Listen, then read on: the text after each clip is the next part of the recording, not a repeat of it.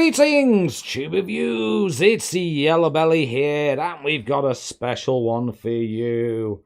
Yes, you know it. Good to see you all. Sorry I missed you all last week. Hopefully you can all hear me. And when my guest comes on, if you can how many intros does this guy need? Fuck off, Mike. I need all of them. But yeah, good to see you all. Good to see you all. You are very lucky to have me here. As you know, I got to sleep after chatting to you lot at 3 o'clock. 5 o'clock in the morning, I get woken up at work with the service user kicking off and the police knocking on the door. So yeah, didn't get much sleep. But yes, we are here, and yes, we've got somebody rather special, and I really appreciate him coming on. And I really don't need to introduce this fella because you know who he is. It's the one, the only Guru Larry. Hello. Hello, you. How are you, sir? I'm doing good, thank you. How are you? I'm all the better for actually getting your bloody list and getting this done. There you go. Right. Good to see you, and thank you so much for coming on, mate. I appreciate it. I know you've been having trouble sleeping and things like that, which not trouble sleeping, being too good at sleeping. Well, yeah. I always say if they make it a national sport, I'm in. Oh yeah. I'm definitely in. So we got a lot of my mates in the chat. We're already up to 25. Look at that, brilliant.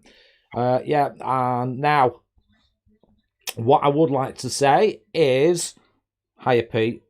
Hope you're okay, mate. Any problems, give us a ring, give us a message. You know where I am, buddy, if you need any advice or help or somebody to talk to. Right, that's the community bit out of the way. Big thanks now. There's a wonderful lady, you know, in the chat called Andrea. Oh. And she bless her, she was up until 3 o'clock having a chattering to me. And then as soon as you sent me that list, what was it, R5? Something like that. Yeah, R5 in the morning. I sent it straight to her and she got on it and she did all my background graphics and everything for me. Oh, so I want everybody in the chat to send love hearts to Andrea. So get some love hearts in. Give Andy some love. She deserves it. She's a star. So I'll just wait for the chat to catch up. So now then, yeah, people will catch up in a minute. Yeah, no problem. So here we are for another retro recollections. It's a little walk. Thank you, Mikey. It's a little walk down memory lane to times past that were a bit better. You know those times, like I was discussing this before, where you could actually open your door and leave it. Yeah, those days. Do you remember those days, mate? They bring a recollection. I can just about remember them. Yeah. So yeah. Yeah. It's a bit of a foggy memory now. It's like those memories that you really struggle on the details with now. Oh, exactly. So, yeah. So hopefully we can look at some of your other memories and your happier memories when you were a bit younger, when you were a wee lad. Yeah. Aye. Near heart a grasshopper. Aye, that's the one, lad.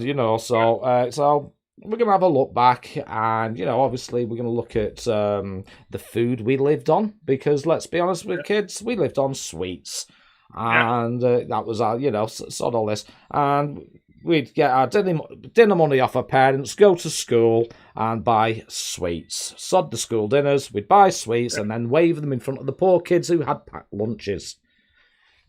We used to throw our spangle wrappers at them. Yes. Your dad's on the dole. There you go. Yeah, that's the kind of things we used to get up to. So we're going to go into sweets, which is a lovely subject, and it's a nice, a gentle way to set you at ease. So we're going to look at sweets. Now, before I start, what I will say to all my mates in the chat, on my Discord, there is a page, Ask the Guru. On my Discord, if you've got a question for Larry, please put it in there and I will go through it. And of course, I've got all my mods in as well. And the way I work is whack a troll. So, swearing's allowed, everything, but the obvious trolls that my mods take care of it. So I'll leave it up to you guys. I'm not gonna chase it. So yes, we're gonna go on to sweets, which is, as I said, the food we survived on. And your first choice of sweets I've got here is the one and only, and I have a big thing for this. Is the old Drifter bar.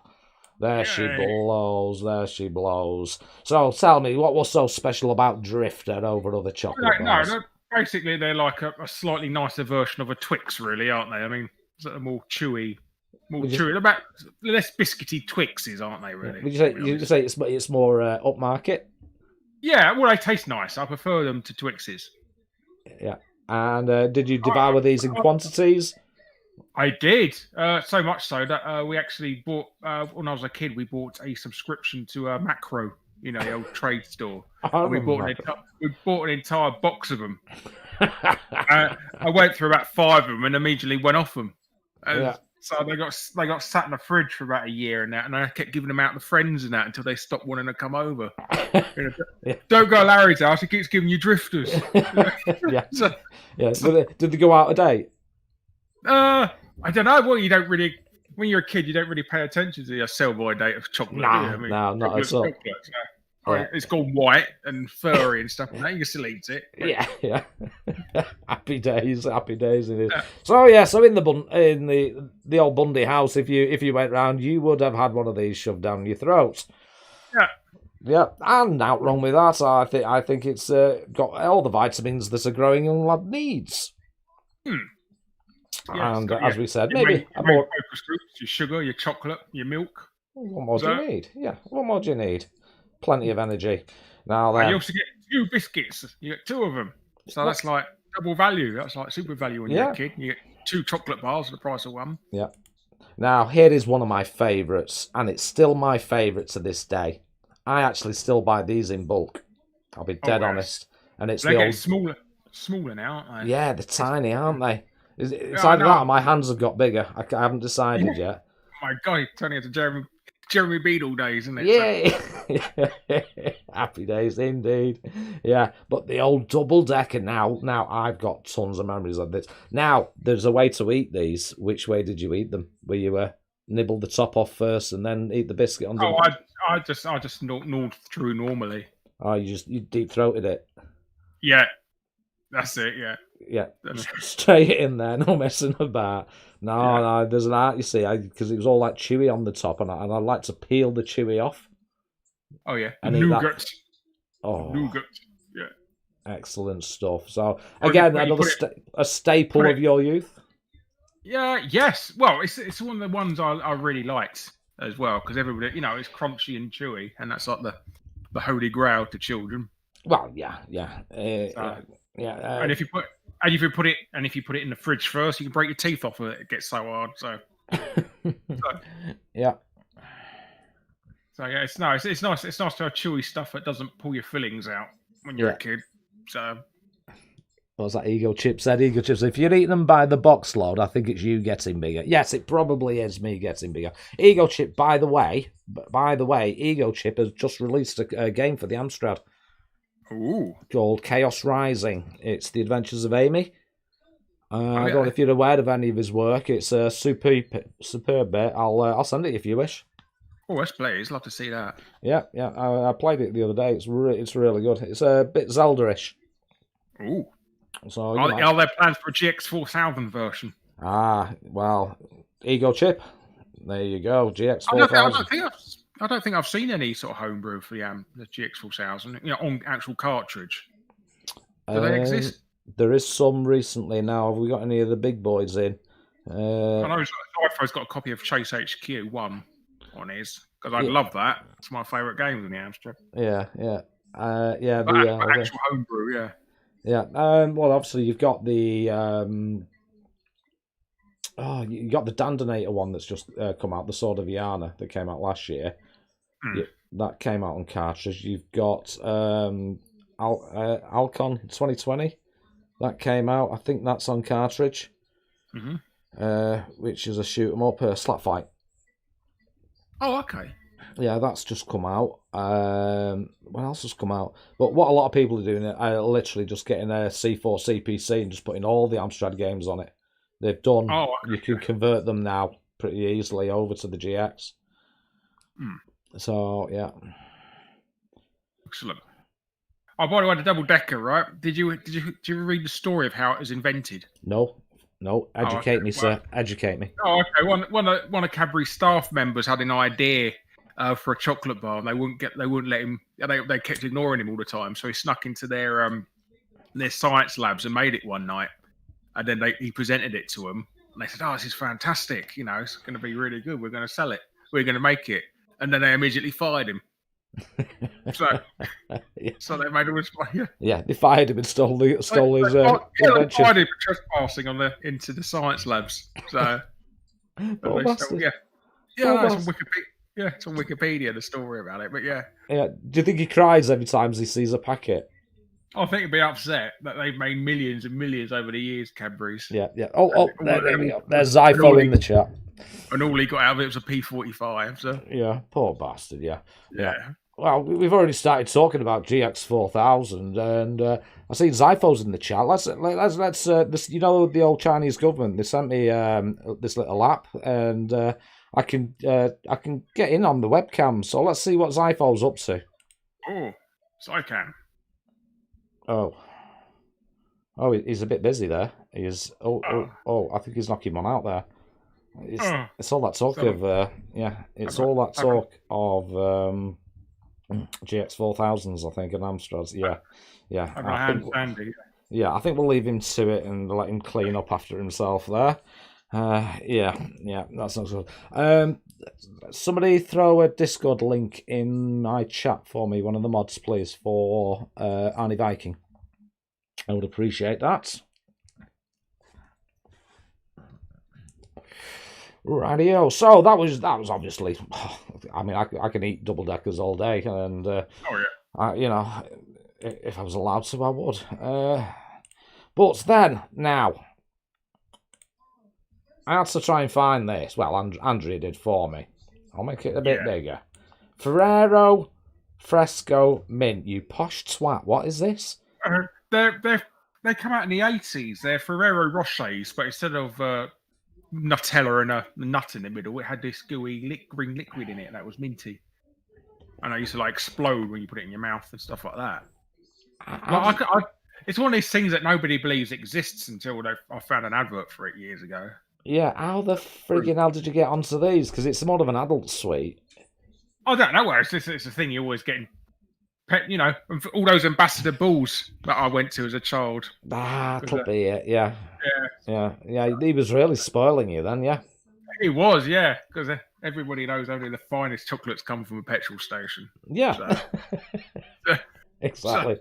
Tetsuko 24-hour, can't beat it. Yeah. Yeah. So that's what they were, and like I said, nobody can remember them exactly. So I think there's some sort of thing where the government's erased everyone's memory from minty Ferrero Rochers. Well, yeah, maybe, obviously it's, again, the Chinese government might be trying to, a bit of mind control there, Yeah. So, very interesting one. That's, at first I thought it was like the, what were those other mint ones? Mintos? Not Mintos. It was chocolate. It was a chocolate one. It was dark chocolate, and in the middle it had the juicy, and they were all square. Munchies was the. Was there a mint munchie then? Yeah, it was like a mint munchie. Yeah. Okay. Yeah, I remember those. Well, if you want to make these nowadays, just get a Ferrero Rocher, hollow it out, and then fill it with Listerine. Really. Yeah. The same thing now. Yeah. Yeah. Oh, now 8-bit Rach in the chat has mentioned after eights. Yes. Now, the liquid was thinner than that. It was proper drinking liquid almost. Yeah, right. The thing is now, are you put a few of them in your mouth and with After Eights and let them melt, or did you No, chew away? I have one at a time, and I chew the corners. You chew. Oh, you're a corner first man. Yeah. Yeah. Or, yeah. Make them round. Yeah. Or you put your tongue through the middle, smash your tongue through the middle of the hole. Are we talking about food now, or? Well, it could be a food, I suppose. Yeah. Yeah. And welcome to my channel. Anybody listening? Well, there we go. That's pretty straightforward. We just discuss sweets, your little memories of them, and yeah, everybody in the chat start going through their memories as well, which is awesome. Absolutely awesome. So, what we shall do now is I shall go onto a big screen. Bosh, like that. And hopefully the chat's still visible. Yeah, just... Zoom in. And what I shall do is... forget I did that and go back. Yes, thank you. I'm getting applause for my error. Yes, lovely. Thank you. Technology. Gotta love it. Right. So, let's get on to some toys. Now then. I did have a little difficulty finding some of these. And the... which I spoke to you about prior to stream. Now, what I shall pull up first is this thing. It's big and yellow. Yeah. What is so special about this to you? I don't know. It's just I wasn't really into music as a kid, but I got that as a present from a cheapo shop once, and I absolutely loved it. I think it's quite striking and funky even today. It's quite, it's quite different. Yeah. By the thing of it, but yeah, no, it's just something I loved using as a kid. I think I used it to. I don't know if I've done it because you had a microphone on it. I think I used it to tape games in the end. For as you do. Games. Now, did you used to tape the top 40 on a Sunday? Occasionally. Like I said, I wasn't too much into music, but like I said, yeah. But I used to, I think I'd like to do the Bartman and stuff like that, and Chicken Song. I was always had novelty songs as a kid. Oh yes. Really, yeah. Right, Sam M has got it straight away, a Philips roller. There you go, so he knows what it is from seeing it. Excellent. So, did you have one, Sam? That'd be cool if you did. But yeah, they did come in a variety of colours, actually. I was telling Larry before, and they had a red and grey one, and I think there was a green and grey one. So yeah, it was pretty cool. It does look a bit toy-like though, doesn't it?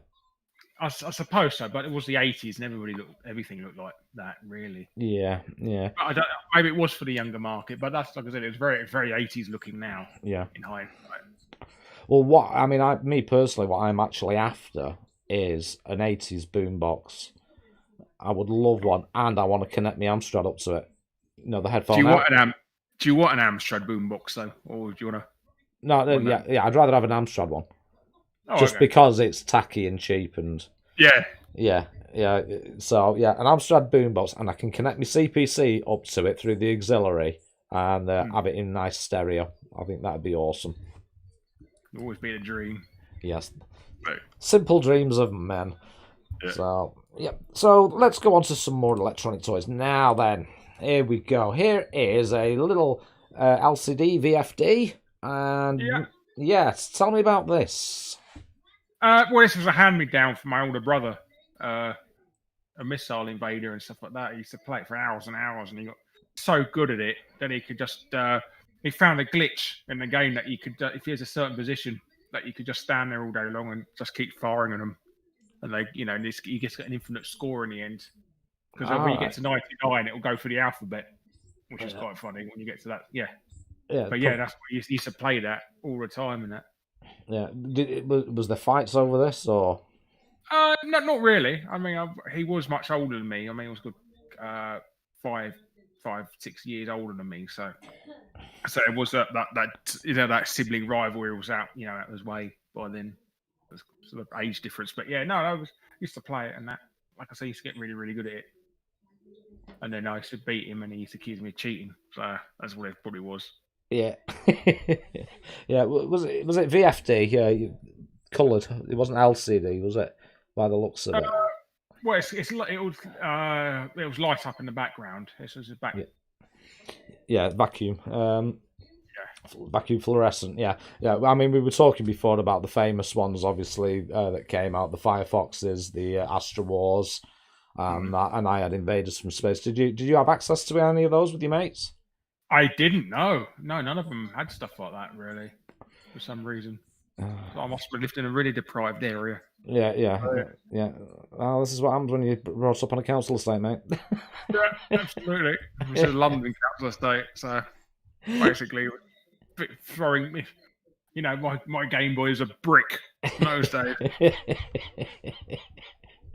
Happy days.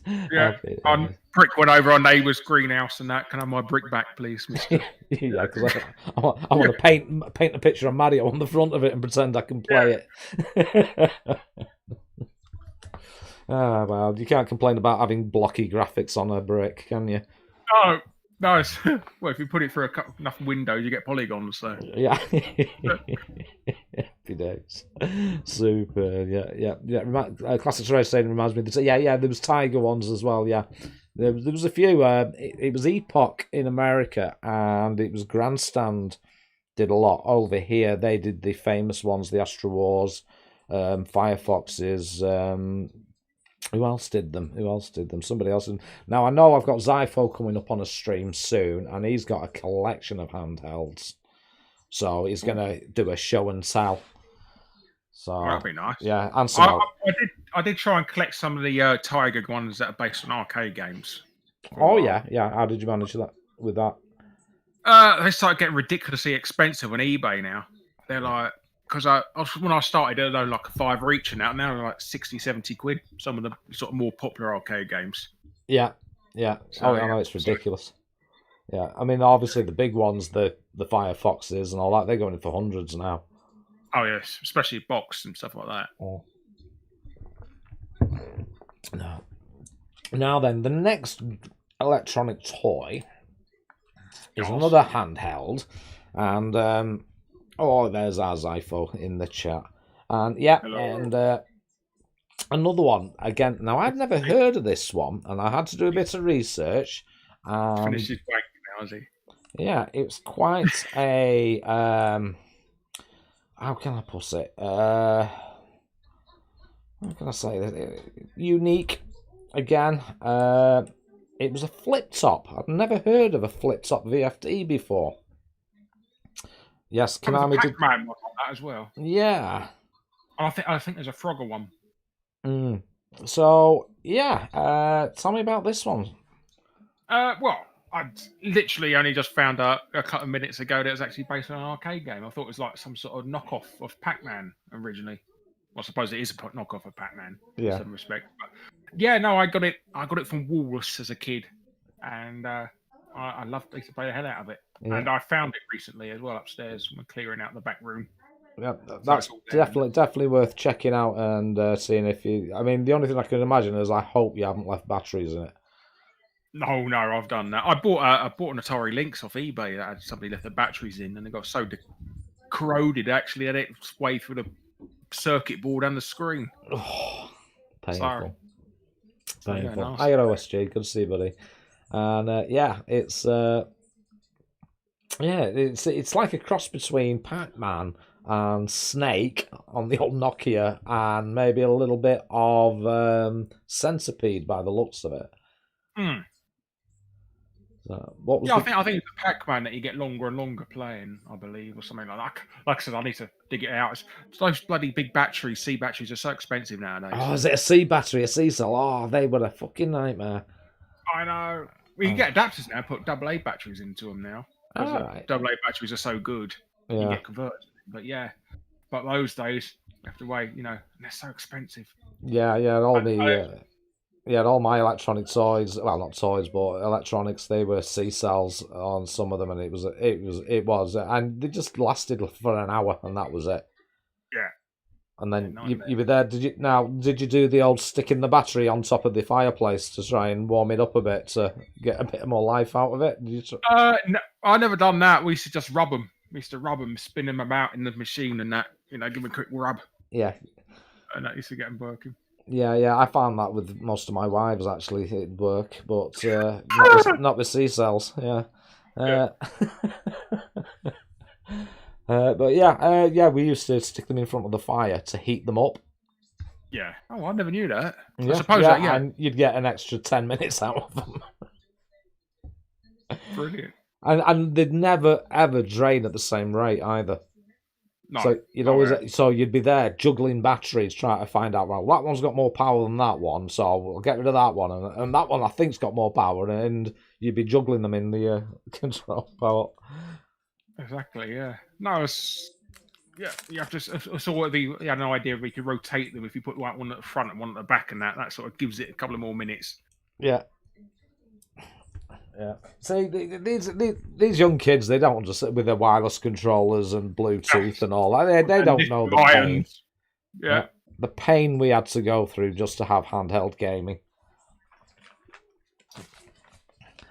So we haven't covered it, but were you big into their old handhelds after that? We mentioned Game Boy Brick. I had a Game Boy. I did have a Game Boy. I got it for Christmas one year. Yeah. So yeah, I did have handhelds. I mean, they're almost unplayable today. They're so blurry, the screen. Yeah. As well. So you have to, if you want to play a Game Boy now, you have to convert the screen on them. Yeah, I've seen a few conversions on. Yeah, you can change the LCDs and. But the thing, I don't know if you're I mean, we'll be getting onto computers and things, but the old argument of original hardware versus emulation. Yeah. Do you emulate or do you prefer? Oh yeah, fuck them. But yeah, it's just I play emulation mainly for either capturing footage for videos or just out of ease, really, because it's a pain in the arse and most. I mean, I've got consoles that still are RF only in that, so it's a right nightmare trying to hook that up to a 4K television because it was like complete arse on screen. But if you just play it on an emulator, it looks perfect. Yeah. So that's another reason. But yeah, and also some arseholes always asking so much money for games nowadays and that. Oh, I know. Yeah. It's ridiculous. I was looking on. Somebody in the Amstrad community said, "Oh, I'm after a CPC," and I started looking at them, and it was over £100 for just for it with a green monitor. I was like, bloody hell, that's almost close to the original prices. Oh no, it's disgusting. And also, nobody's ever done sort of a mini console for the Amstrad, really, have they? No. No. Spectrum or Commodore 64. Yeah, I think it was mainly. I mean, let's be honest. The Amstrad wasn't as popular as them, so it didn't sell as many units. So no. So it's more wishful thinking. Yeah, I know, but it would be nice to have a GX 4000 Mini or something. Yeah, they're pretty easy to make, a GX 4000 one. Because I was looking into it because obviously Raspberry Pi Zeros and things like that you can use, but they've just released the Pico, the Raspberry Pi Pico, which is almost like it's not as powerful as a Pi, but it runs at 166 megahertz and it's tiny. It's really tiny, and that'd be ideal. Somebody's already done a BBC Model B emulator for it. Oh, it's a microcontroller. Oh, nice. Yeah. So possibly they gave you one free on the front of a magazine once, didn't they? A Pi Zero. Yeah. Oh, I've got tons of those. I've got any. Why not? They're a £5. They're a £5. Right? A Pi Zero is a £5. You can get some pretty meaty stuff out of them as well, can't you? Yeah. Anything 8-bit, no problem. 16-bit, yeah, pretty much no problem. Oh, wow. Anything after that, yeah, it's going to struggle. But I mean, I've got a Pi 3B Plus. I've got an arcade cab I've built with a 3B Plus in it for all my arcade games. Oh, nice. So, yeah, all these things. I love the DIY side of things. And I love doing the unusual stuff. Obviously, Larry's not how can I say? He's not familiar with my channel, shall we say, as such, because he's a busy man. Yeah, I subscribe to you. Yeah. Oh, yes, yeah. Subscribe. But let's be honest. Everybody we've subscribed to, how many times do we actually watch the videos? Well, it's you two not bloody recommending channels that you subscribe to. Oh, God, I've got no chance. Yeah. Don't forget to click that bell. Yeah. So, yeah. Oh, yeah, I'll get rid of the picture. Sorry. People are complaining that I'm not on camera. Sorry, I'll just wave my locks. There we go. Well, yeah. So there we go. There's the old electronic toys. And we've got to go on to my favourite subject. Of course, it's the retro gaming.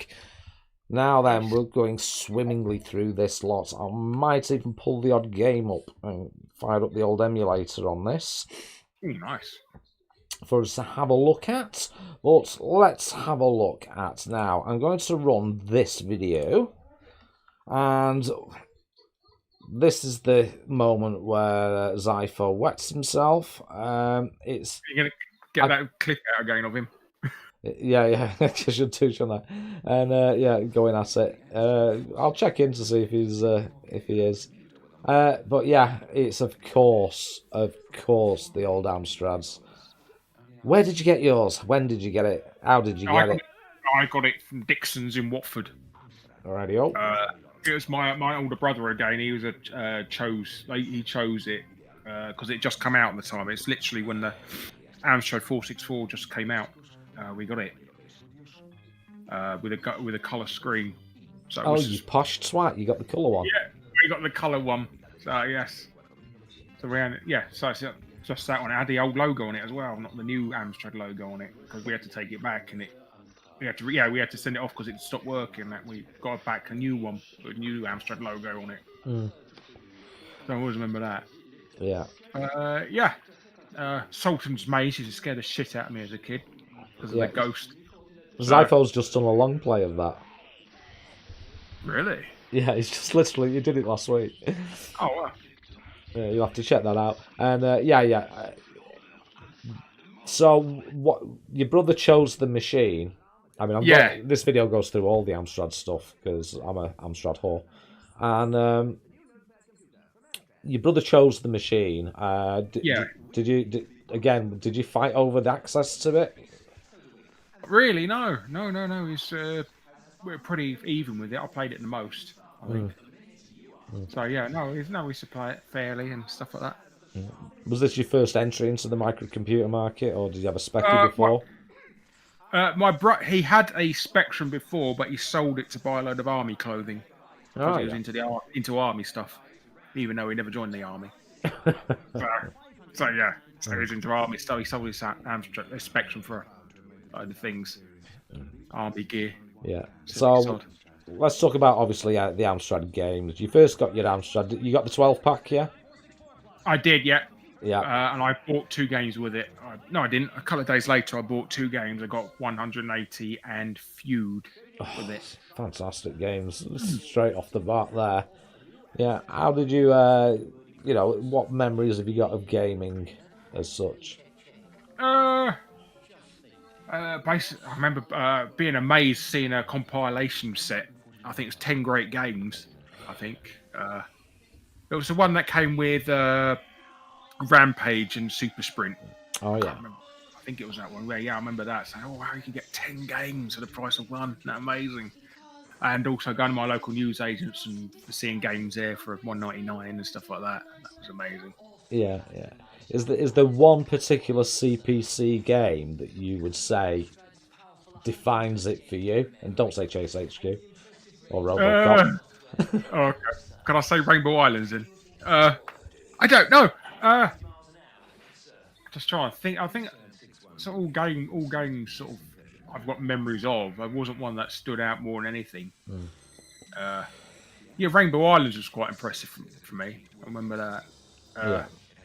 Wonder Boy. I remember getting Wonder Boy for it and thinking how shit it was. Yeah, there's a new version out. Is there? Yeah, Zypho will tell you. He's got access to it at the moment. There's a new Wonder Boy out. I don't know if it's been released yet.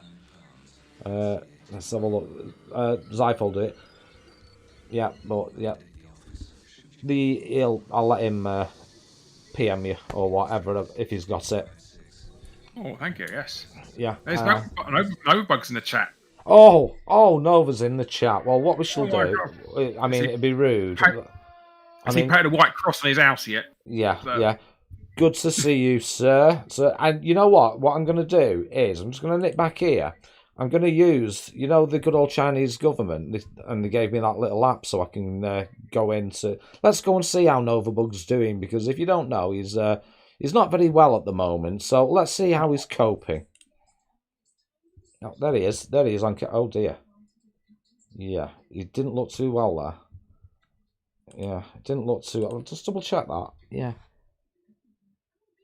Yeah. You don't look too good there, Novabug. And yeah. It's very funny. Yes, he has got the T virus. Itchy, tasty. Yeah. So yeah, it'd be rude not to. Yeah, and obviously with all that footage, yeah, I've just checked. Look at Zypho again, straight in there, didn't he? Yeah, tissues at the ready. Yeah, you have all the Amstrad stuff on. Yeah. Yeah, as Bug said, it's a one-level demo, and they fixed the rough edges on the scrolling now. So yeah, it's in development, but Zypho's got the demo. Oh, is there any more colours for it? Because it was a bit horrible and green, and it was like full colour mode, wasn't it? And... Yeah.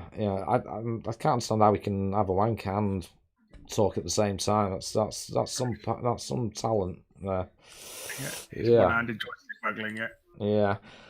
So obviously the Amstrad was the thing for you. Yeah. How long did you have it for? Quite a few years. I played it. I got a Master System for Christmas a couple of years later, and I was still playing with that because my brother wanted to know what would happen if you plugged a power supply of the Master System into the Amstrad. What would happen? And it fried it.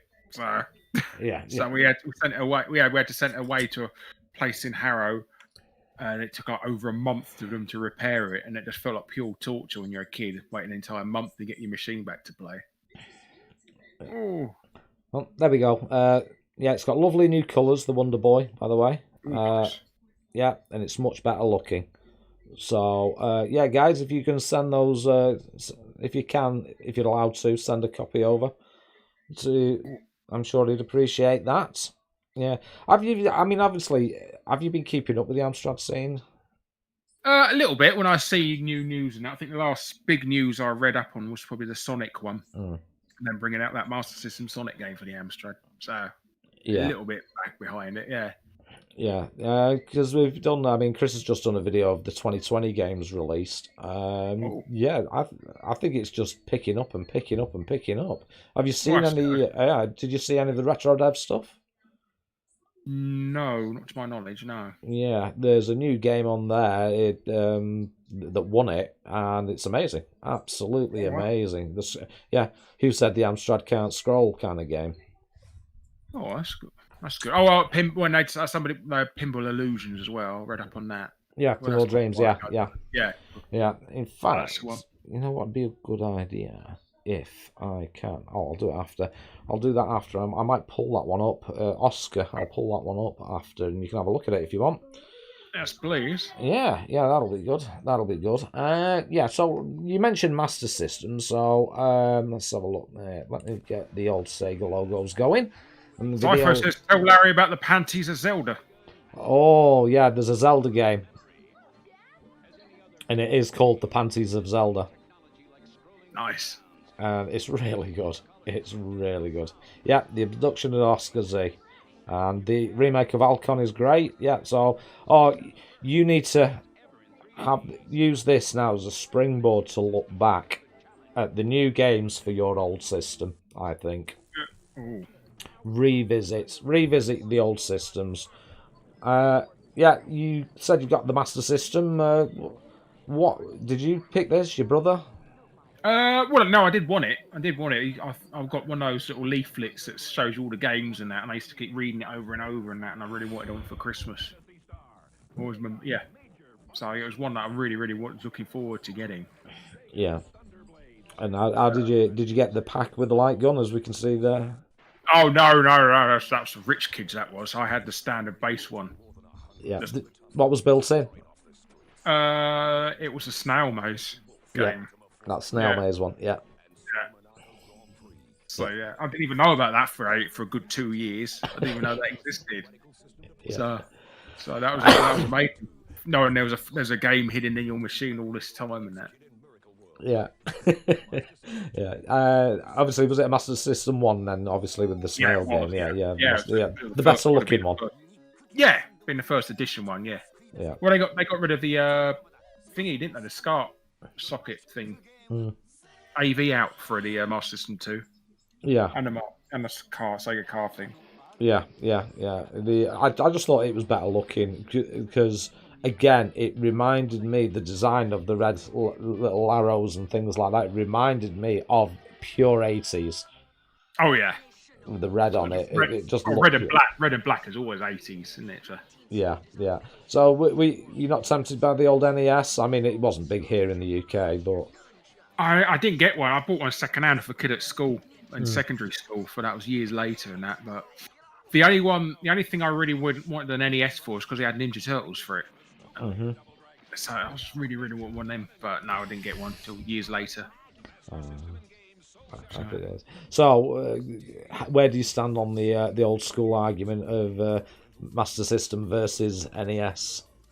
Well, the Master System is a far superior machine. I mean, it's the only reason there wasn't so many games for us because Nintendo bullied all their publishers into making their games exclusive. Yeah. So that's the reason why. If there was multi-format games, a lot more multi-format games, you'd have seen the Master System being vastly superior. Yeah, definitely. I think it was an amazing game, but even now it's still an amazing. What was your? Do you have a standout game for that? Oh, Wonder Boy 3 probably. I think Wonder Boy 3 is the most standout, and then Alex Kidd in Shinobi World absolutely loved as well. Yeah. I went to Games Master Live and queue for half an hour to play it. so I remember that. Yeah. Happy days. I mean, you had access to all those where you lived, I assume. Well, we had loads of Walruses in my area, so that's the most main place to buy Master System games from in those days. Yeah. It's, I mean, I lived out in the country here in Wales, so it was literally a family day out to Manchester to get anything. But at least my car's parked outside and with the key still in it, and I don't have to worry. You could buy games directly from Sega themselves, but it's one of those old-fashioned, please allow up to 28 days for delivery jobbies. Yeah, send a postal order, yeah. I get pissed off when I can't find something that's same-day delivery on Amazon now, so God knows how I can buy it back then. Yeah, Pinner Wolves, Chris is saying he used to go there all the time. No, it was the Uxbridge Woolworths I used to go mostly. So. Yeah. Woolworths now. There's a shop that's gone as well, isn't there? You know, though, when we were allowed to leave the house, we used to go to the shop. Yeah. My brother works in one as well. Yeah. I miss that. When I like Woolworths. Yeah, I like Woolworths. I did. Well, I don't know now. I'm just going off a bit track here, but back in the day, me and my mate. I mean, we moved to Manchester. And me and my mate would get on the old 50 bus and head into city centre Manchester, and we would do all the shops that sold computers. Oh wow! And we'd literally just to see what was new, what games there were, all this, and we would go to every single shop.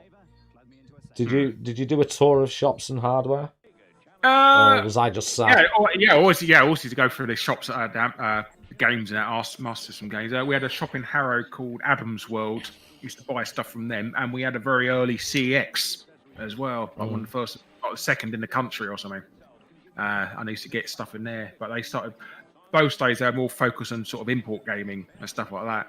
And also there's a shop in St Albans called Software First, and it was run by a fat bloke called Chris. And they used to import American Master System games. Oh wow! So like Carmen San Diego and. Montezuma's Revenge. They never come out over here, but they had them over there, so I always found that quite weird. Toys R Us imported American Master System games as well. It's probably a stock from their American stores that they couldn't sell over there. Yeah. I mean, Toys R Us were huge, obviously. Well, it used to be Toy and Hobby when I was there, a lad. before it became Toys R Us. But yeah, these it was amazing times. BC's as well. BC's were Yeah, but we used to do all the shops. We used to go to Boots, WH Smith's, even Debenhams used to sell computers. That's where I got my Amstrad from. My mum got it on a Debenhams card. Nice. We had a Sega arcade in our local Debenhams. Yeah. Happy days. Yeah. There we go. Loved toy and hobby in Chester, says Rachel. Oh yeah. Yeah. R.I.P. Toys R Us. Indeed. Yeah. Yeah. And of course, what we had to do when we were buying games, if you didn't read, what was your magazine? You were an Am6 or Amstrad Action guy? Or both? I think it was Amstrad Computer. Was it Amstrad Computer User? Oh yeah. Am I wrong? Yeah, I had that, which was boring as fuck when you're 6 years old. Yeah. I just used to look at the screenshots out of it. Yeah, it's like bloody boring, that magazine. It's even I've read it recently. Even when I'm 40 years old, it's fucking boring. It's just so much work. And I've done a video. Jeremy Clarkson used to be a games reviewer for him. Oh wow! Yeah. I did a video on it a couple of years ago, but yeah. He just even his things are just boring as fucking there. I used to get Amstrad Action as well mainly because of the cover tape more than anything. Yeah, I didn't give a shit about the magazine. I just wanted a free demo. So yeah. I think that's what we did. We used to choose by the. It was all based on cover tapes, and I'll buy this one this month because it's got a better games on it. Yeah. It's the so obviously for the old Sega Master System. Now, what magazines was there for that? Obviously, Mean Machines. I had the Sega magazine.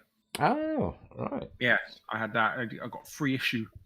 First issue's one. I forgot about it, and I found it years and years later. Months later, in a news agent I randomly went into. I said, "Oh, it's still making that. I didn't know it come out." Yeah. So yeah. So they only ever made about 12 issues. I managed to collect most of them now. How much influence did the reviews have on you buying games? Not really. I never really read them for the reviews. I mean, I looked at the screenshots, and if it took my fancy, I'd buy it. In that case. And most of them a lot of the British developed Master System games are just old Amstrad games anyway. But instead of paying $1.99 for them, they're £30 now. So.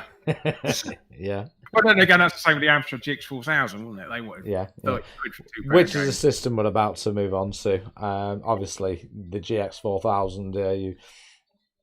You're a huge fanboy of the old GX. Yeah. Oh. Tell me all about it. Well, I didn't buy it when it first came out. I bought one when they come down to about £40 in Dixon's. Yeah. And because I still got that story, I bought it with a copy of Robocop 2. And does everybody know the story? I assume so, but go for it anyway, mate. Basically, I had a killer copy of Robocop 2. No matter what console I put it into, it used to fry it. And I went for about 3 machines, and that even the Dixon's employee didn't believe, why you guys threw so many Amstrads and that. Obviously you're doing something wrong with it. So I brought the game into him and showed it, and he blew up this delay unit with it. So we just got a refund and just kept the money, and that. And I think I bought something else with it. Yeah. But that's what it. I had a killer copy of Robocop 2. It's probably still out there somewhere, that game. But we got a refund on it. So. I just like to think it's out there somewhere. It's out there killing. Killing Amstrad still, even to this day. Yeah. It's It was obviously you did the podcast with Chris, and that story came up. Oh yes. Yeah. Now. What, Novabug Chris? Yeah, Chris. Yeah. People know him as Nova, but he's my mate. I call him Chris. Oh yeah. I call him Christopher. Yes. Good old Christopher. It was and you did the podcast with him. So I'm trying not to cover too much material that you've already covered with him. I'm going to ask you a question, because what I'm actually doing is I'm going through my my Amstrad games as we speak, trying to find this Oscar one for you to have a look at. Let's have a look. And for some reason I can't see it. Let's have a look. I'm streaming. There it is. But what I'm going to ask you is a question. Now, obviously, you do these shows, you do podcasts, you do the events. Well, I've done one. Yeah. I've done one before the whole world got shut down. Yeah. What question do you wish people would ask you instead of the usual, how did you get into YouTube? Who were your influences? I don't know. I haven't really got a question that I'd rather somebody asked. No, I haven't really got. I'm quite happy with the questions I've got. I mean, that the normal cliche one's a bit annoying. You know, how do you get into YouTube? What's your favourite game? Is that stuff like that? That's a bit because you just no answers to something like that. Yeah. Oh yeah, there's Novabugs saying with the Amstrad story game. Fuck you. Yeah, no. Like I said, no, I'm quite good with questions. Really, there's not one I'd rather them ask. Really, not off the top of my head, anyway. Yeah. Is there what is the one question that pisses you off the most? Well, I think it is that one. That what is your favourite game? Because it's just so bland. Just so bland now. Because I can't. It changes from month to month. I mean, there's so many games out there. So many games I've played over years. I mean, tens of thousands of games. So I really don't know which one. I just say Half-Life 2 now, and that keeps them happy. Yeah. So yeah. And it's more fun to talk about the terrible games than the good ones. Well, I exactly. So come on, where do you stand on Bridget? Bridget, I don't. Well, it's just the way they've programmed their game. It just made it unfair, where it's literally impossible to do a bridge after the other because it's like they come across to each other. So it's literally stacked up against you, no matter how you play it. I mean, I didn't realise until years later that they'd done that, and I just thought I was crap at the game. I mean, I don't mind it, but it's not my favourite. Yeah. Are you I mean, because a lot of people say, oh, it's the worst Amstrad game ever made, blah, blah, blah. Do you feel that, or do you think there was worse? No, there's a lot worse than that. Definitely a lot worse. Not off the top of my head. I could think of any particularly bad Amstrad games. I mean, games that used to piss me off as a kid. I found my mum brought home a game called Doomsday Blues, a French game that she found in Oxfam. Yeah. And I used to play that, and I had no idea what to do with it, and I just died in 5 seconds. That's what a lot of these budget Amstrad games were, wasn't it? You had no idea what to do, and you just wandered around aimlessly for 5 minutes until you died. Yeah. So that was a lot of Amstrad games. Yeah. Because you have to be the guy who programmed the game to understand what the hell's going on half the time. Yeah. How long did you last on Galactic Plague the first time you played it? Oh, about all of 3 minutes, probably. All right, that's good going. Well, it's just a knockoff of Gallagher, wasn't it? So I sort of knew what you're doing in that respect. Yeah. So I used to play like Space Invaders and stuff like that, so it wasn't too bad. But yeah, it was pretty brutal, that game. Yeah, the patterns and things like that. Yeah, definitely. Yeah. Especially I always tell this story.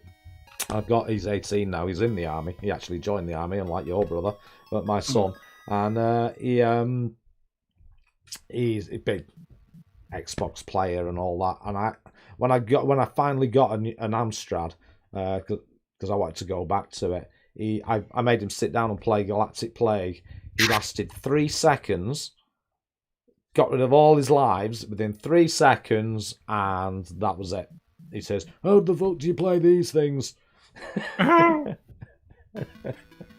he knows it. Right, on the screen, I don't know if you can see it at the moment. This is the game I was talking about. This is the winner. My game's locked up. My screen's locked up at the moment, annoyingly. All right, no problem. Yeah, it's called The Abduction of Oscar Z. It's belting game. I don't know if you can see it yet. Not at the moment. I've just refreshed the page in that. All right, no problem. I shall quickly whiz it on for you. Has it got a demo? Yeah, it's got a demo. I'd have to play it. You can see the demo eventually. I might come back to this and watch it in a second because, yeah, like I say, I've got a white screen at the moment. All right, okay, no problem. Annoyingly, yeah. Yeah, this was the winner of the Retro Dev 2020. Yeah, it's a bit like what would you call it? What was that one on the old 64, Commodore 64? Devil Run or something it's called. It's basically, you're constantly running. And it's a constant running platformer.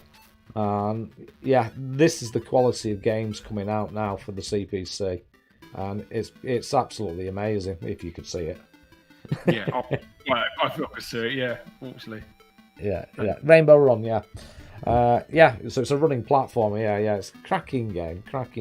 I do always wonder what publishers like Ocean would think of the quality of games now. Oh, if you pitched it to them and that, what they'd say. Yeah. Do you feel the Amstrad was, like most of us, it was poor programming that was its problem? Yeah, it was. Yeah, I think, it's a lot of the talent were just kids out of school, weren't they? Yeah. I mean, you're not every. The only sort of big hitters are stuff like Richard Applin, really, who's any good at getting blood out of a stoneware machine. People like him. Yeah. So. Yeah. Sorry. That's a shame you can't see this. It's a shame you can't see it because it's beautiful. Yeah, it's annoying. It's the Lawrence sad though, isn't it? No, it's just he doesn't like.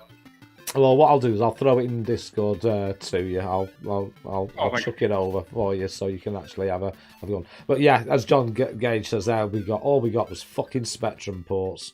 I know, it's disgusting. That is. Yeah, that's lazy. Like Super Hang On and stuff like that. That was just this pathetic. I know, Super Hang On. It was Enduro Racer. Yeah, Enduro Racer. Yeah. And I think there was one game. I don't know what it was, but they seemed to have managed to. They copied it that well. They even copied the colour clash. I know they did that to what's his name? The fat Russian guy you play as platform game. Karnov, yeah. When they released it for the Commodore 64, and that had a colour clash with it. It was literally a spectrum port. Yeah. Have a look at the Commodore 64 port of Karnov sometime. It's terrible. Yeah. So, I mean, you just said the C word, Commodore. Did you have access to a Commodore 64 back in the day? My friend Chris had one. He lived down the road, but I didn't see it until I was in secondary school. Right. But I borrowed it off him once, and I bought a copy of a shoot 'em up construction kit from a car boot sale and played it on that. Ah, yeah. And did you find the colours dull? There's very muddy colours in hindsight, especially compared to the Amstrad. It was all bright and sort of primary colours. So, yeah. Superb. Right, what I'm going to do is move on to a different subject matter now. If you need Count Dracula 2 from DVD and Film Bloke. Yeah, that was terrible. Yeah. Oh, definitely. Yeah. Definitely. I think it's one of Chris's favourites as well. Yeah, the code wasn't optimised for the CPC's functions. Indeed. Hello, Ookla. Good to see you, buddy. Right, what I'm going to do now is move over to... let's have a look. I've forgotten where I put them now. Let's have a look back on big screen. We're going to go on to television. Now, you have picked one of my favourites, and I'm not going to give it away which one it is. But let's start off with the TV of your youth, the programmes that you used to watch when you were young, and something to watch after you've been knocking one out over the case catalogue underwear section. And then you sit down and, 6. So you sit down and watch them. So let's have a look. Your first choice is going to be everybody's choice. Of course, it's the awesome Thundercats. Yeah, I love that.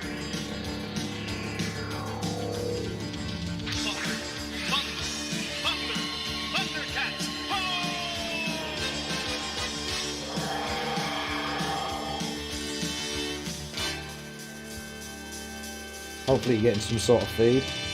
I can hear it. I can hear it in your camera.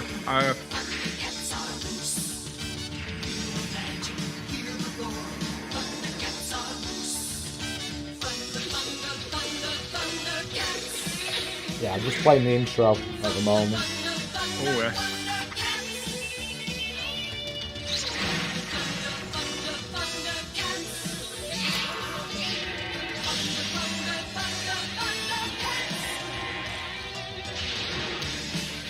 go.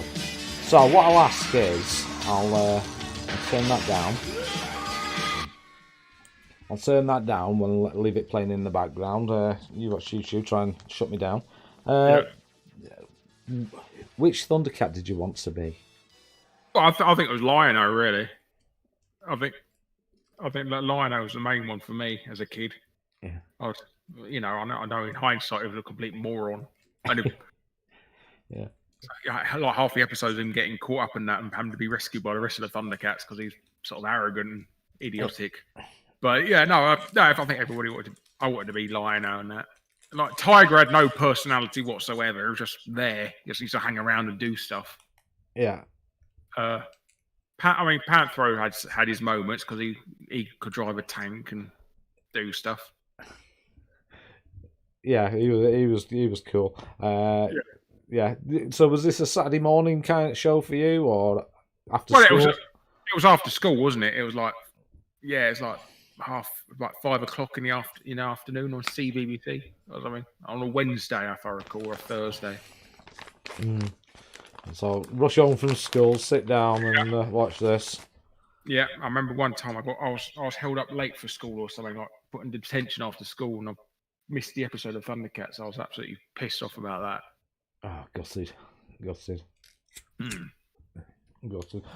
Do you actually watch these again? Do you go back? Yeah, I bought the DVD set a couple of years ago, and I sat through them and watched them all because we only ever got the first series of Thundercats in the UK on BBC. Yeah. So I never knew about the new Thundercat characters. Was that a series? Yeah. Yeah. There was a new series, and Oh, are you talking about the reboot, or are you talking about the? No. I would say you had the Thundercat series from the 80s, 90s.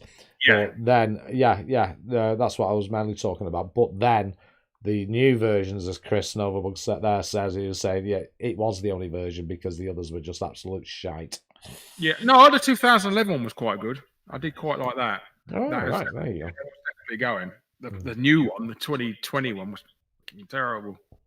Yeah. No wonder it got cancelled recently as well. So, but now it's just one of those really obnoxious, like everybody's shouting, doing silly stuff, sort of kiddies stuff.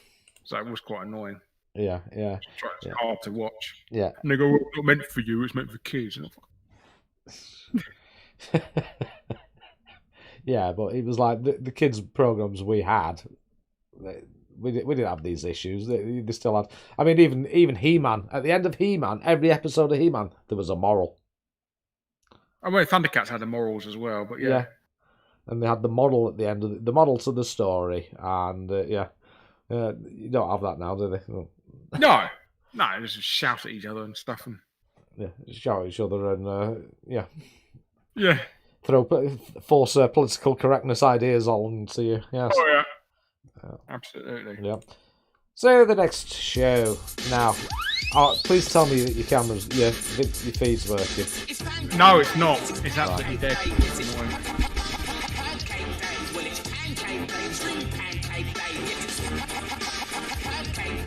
The merry men know about pancake making because pancake day is a regular fixture. You take your frying pan and some sugar and jam and get on down. You can hear it, yeah. The mixture where you take a dozen eggs, take a cup of milk and don't forget to add a little. Oh, yeah, I got it now. And then you beat it up with a wooden spoon and leave it to settle for just 1 hour because it's pancake day. Yes, pancake day. Yes, it's pancake day. Well, it's pancake day. It's special pancake day. Yes, it's pancake day.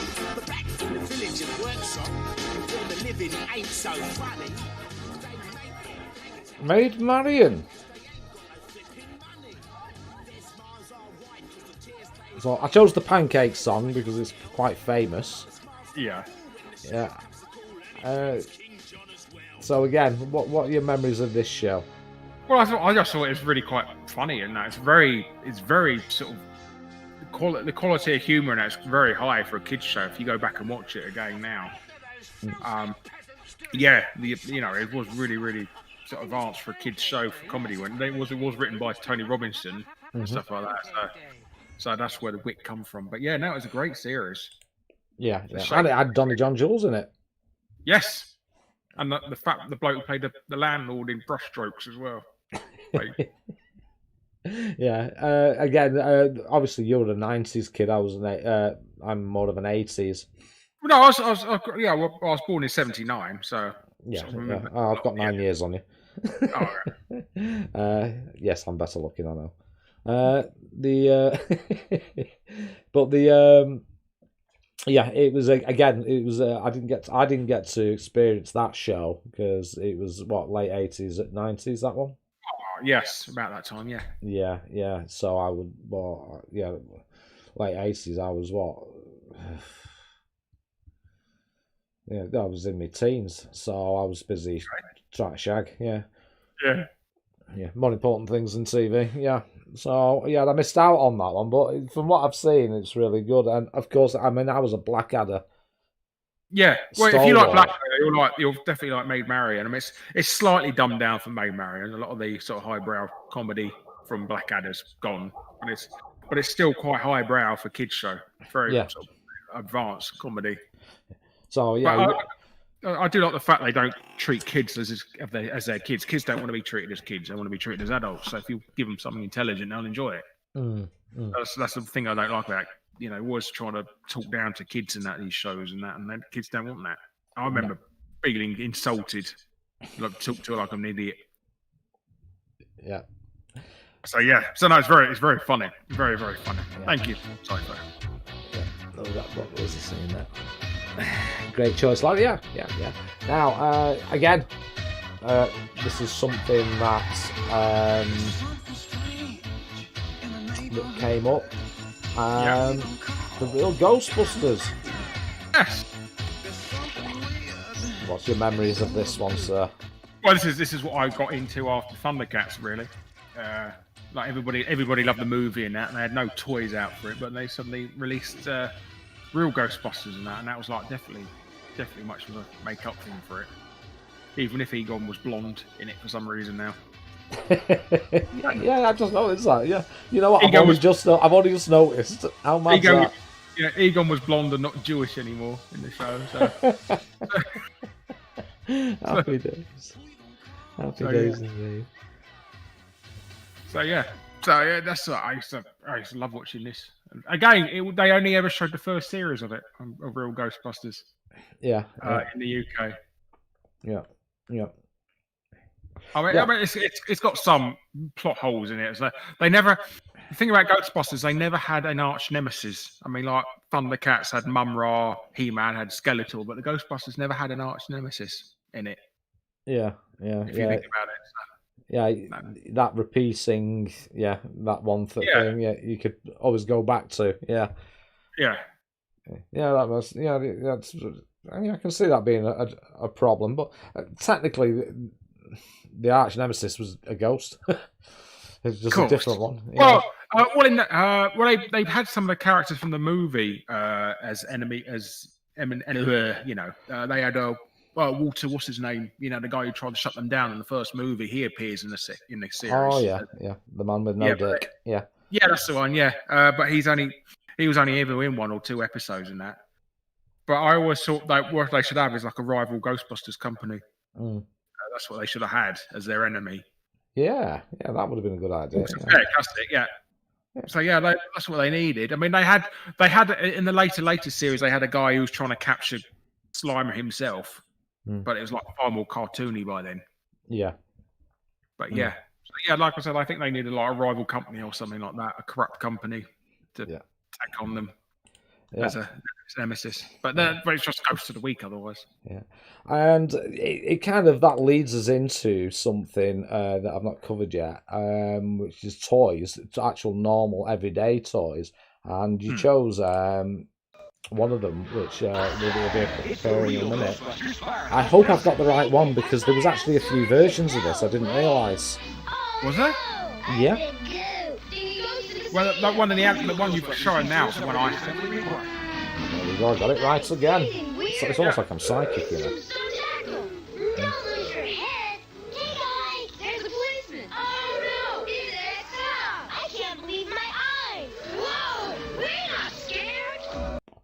There we go. The Ghostbusters Firehouse.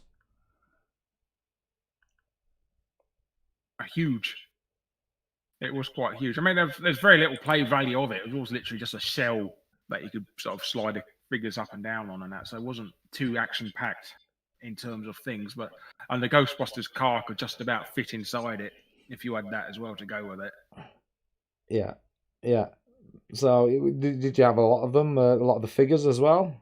I clicked the main ones. I mean, the problem with the figure series was there's only 4 main characters that people really care about. I mean, the other ones just, like I said, because I haven't got any nemesis in the show, there wasn't like a villain for them to collect. So it was just like a random ghosts was the enemies to capture. So that's why I started reissues of the Ghostbusters and that, wearing funky clothing and doing silly action features and stuff like that. Yeah. There was later versions of the building, and it had the Marshmallow Man as part of it. Oh, okay. Have you got a picture of that or anything? I can get it to you. Andy's got it, I think. So I'll dig it up for you and I'll send it to you. No problem. Thank you. Yeah. There was a few versions of the Ghost House. It was headquarters. So yeah, it was good. And I've got to bring this one up. We're talking toys, and again, now then. Yeah. Now, how old were you first? It's about 16, 17. 16, 17, and you played with this, did you? I was about 3. I remember that's the first Christmas I can remember having, and that was the big present I had for it, the big yellow teapot. There's lots of fun for everyone in the big yellow teapot. Yeah. I've struggled trying to find the advert for it, so I just ended up grabbing it. I'll rob this off YouTube. Who cares? Yeah. But yeah, so you were 3, bless. So we had a 3-year-old. Yeah, it's the first Christmas I can remember, and I got that for Christmas. Superb. Is God, I can't remember when I was 3. Bloody hell. So well can you done. remember what's your first Christmas you can remember?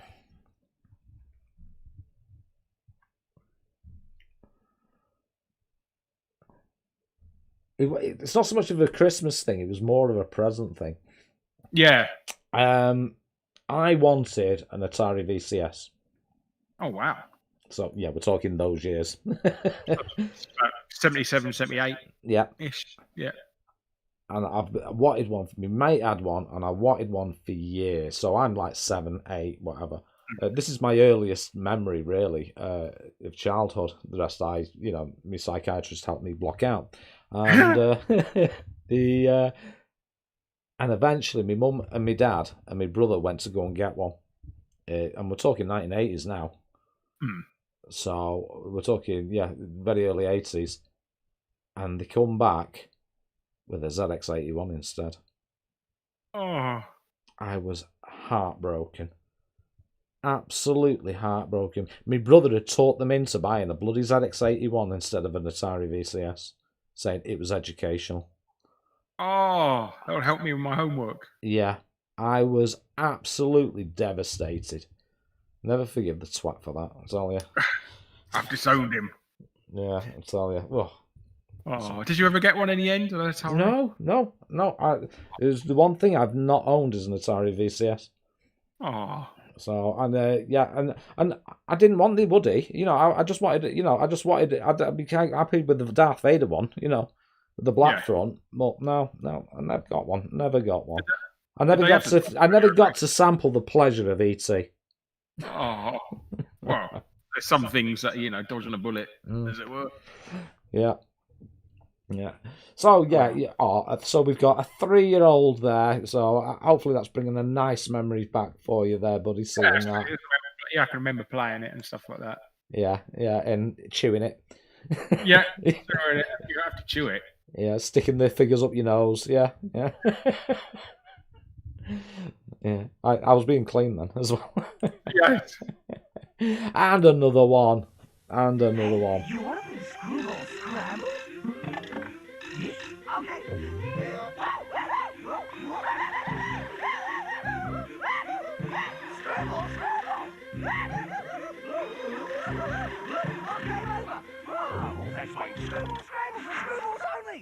There we go. Screwball scramble. Yes. That's another memory of me. I can remember buying it. But yeah, Screwball Scramble. So where were you? How old were you, etc. when you went to get I it? must have been about 5 or 6. Got it from Toy Master in South Harrow, possibly Raiders Lane. Yeah. But yeah, I remember getting that as a kid. Yeah, that's just they've done quite a few variations of it, and there's one that like an invisible maze inside it and stuff like that. So they did sort of a sequel to it as well. I had that as well. But yeah, no, I remember that. It was like an assault, mini assault course and stuff like that. Yeah, those a lot of those tactile toys are missing. Do you feel now? Oh, definitely, yes. Yeah, it's all digital now, isn't it? Everybody just wants to play with games on their apps, play Roblox and stuff like that. Yeah. I mean, the only tactile toy now really that kids play with is Lego, and even that's mostly an adult thing now. Yeah. If you look at the Lego kits today, they're all more adult focused than that. Yeah, definitely. It's a shame, really, because those tactile. I mean, there was again. I mean, did you do what I used to do? You sit there with the case catalogue or whatever catalogue, and Argos. Argos for you, was it? Argos catalogue, and you tick off all the toys. You say, right, you're allowed 3 toys per page, and you tick off the ones you wanted. Yeah, circle them for me, and it's like half the page is covered in ink. So. Yeah. I want that. Yeah. I want that one. Yeah, I remember that. And I love the tactile toys, especially like Screwball Scramble. Mousetrap was another one for me, and Kaplunk. I used to play. I never played Mousetrap. I just used to set it up and play with it on like that. I never used to play it properly. Kong Man as well. Don't remember that. That was made by Tomy. Basically a vertical Screwball Scramble. That was. Yeah. And just going back to. No, I don't know why this has just come to my mind, but did you have one of those bubble-like handhelds? Did you have it? One one of those water ones. Yeah, I had one of them. Yeah, I found one recently. The rubber rotted on it, so I can't fill it up with water anymore. Oh, that's a shame. Yeah. I had a Pac-Man one. I always remember the one with the little hoops on a pipe. Yeah, the hoops one. Yeah, that's the one I remember. Yeah, I remember the hoops one. Yeah, definitely. What's that? Oh, Chris says he still has Screwball Scramble. He is Screwball Scramble, yeah. Yeah, he's definitely got it. He's still got it. Excellent. I'm playing it right now. Yeah. Yeah. Once he finds a metal ball. Yeah. And he had the hoops one. There you go. So everybody had the same bloody game. Yeah. Everybody. I don't know why that came to mind, but it did. Oh, I remember that. Yeah. It was meant to. Yeah. What was it used to make when you pressed it as well? Yeah, just knock that off. And let's go back to TV then.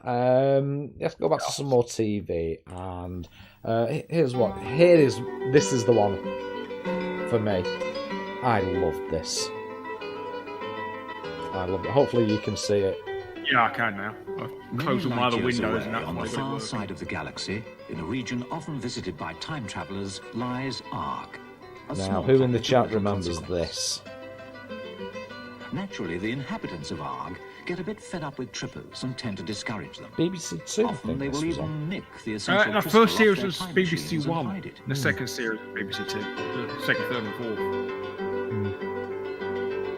What an absolutely belting show this one. This was like from planet Earth inquiring after their crystal. I'd say like the nightmare of the early 80s. Well, I'd say it's like precursors to Crystal Maze.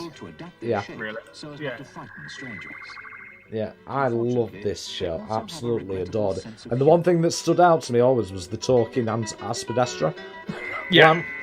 Yeah. Blah, blah, blah, blah, blah, blah, blah. Yeah. It was brilliant. Yeah, absolutely. Quite aggressive, that plant, isn't it? Yeah. And the end was always the worst part, obviously, because you had the vortex. Yeah, you're always shouting, but no, don't go that way, bloody idiot. Hello. We've got some more visitors from Earth today. Absolutely. I mean, obviously they were in studio and it was blind. It was just guesswork. Yeah. They've got to discover You know, what particular and combination of more colours and than likely shapes the a graphics they added on it One shape, afterwards was one added for colour. dramatic And if effect. they enter the Well, you correct can, if you watch combination it on now, the you can side, obviously tell it was a they'll BBC open. micro they used for If not, they'll be graphics stuck Yeah. forever. because it looks very BBC-ish. Come and watch how they Yeah, discover. it does. Yeah. Well, I bought just before Christmas. I got the DVD set of this as well, and I've been slowly watching through it. Oh, fantastic. Yeah, great. Yeah, it's great watching all these early '80s celebrities. Yeah.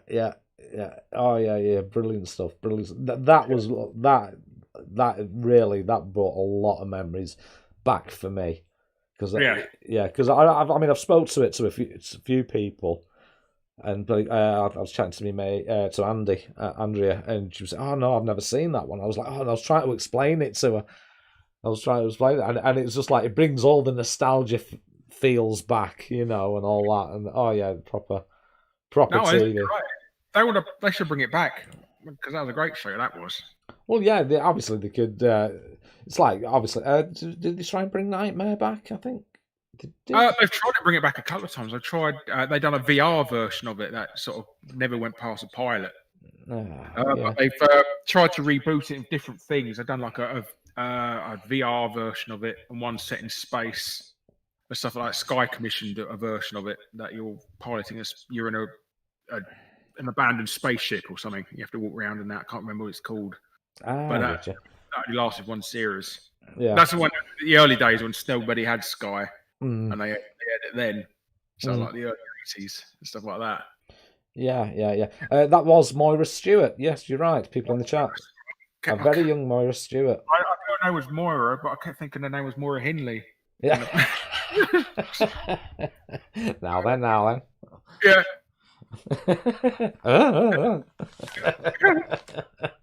But yeah, it was great. It was a great series.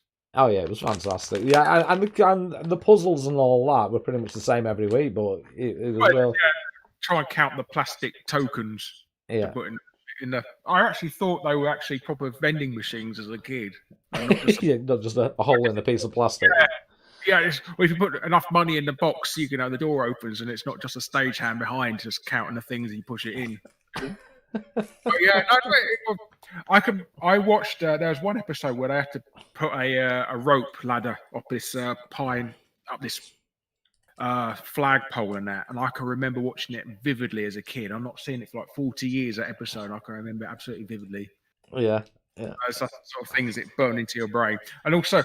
There's the latest series. They had a video game section where they're playing on a BBC Micro. And it's like a maze game, you know, a bit like. I remember that.